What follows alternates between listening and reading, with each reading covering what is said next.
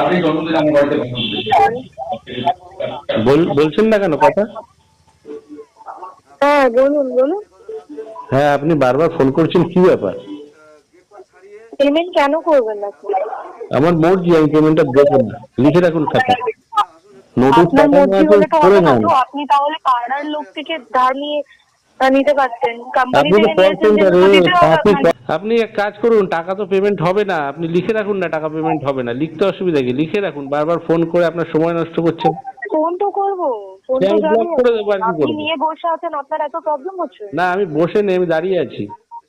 হ্যাঁ তাহলে আমি তো টাকা নিয়ে নিয়ে নেওয়াটাই বসে আমার আছেন। কাজ। আপনারা ভুল লোন দিয়েছেন, আমার তার জন্য নোটিশ পাঠানো আছে, যা হবে কোর্টে হবে, এই তো ব্যাপার। আপনি ফোন কেন করে তো টাকা পেমেন্টটা পাবেন দেবেন না না। সেইটা বলুন, সেটা পেমেন্টটা কেন আপনাকে আমি দেবেন? বলবো না, আপনাকে আমি যোগ্য মনে করছি না। আপনি একটা কল সেন্টারে কাজ করেন, ওই লোককে ফোন করে বেড়ান, ওটাই করেন, অন্য কাউকে ফোন করুন।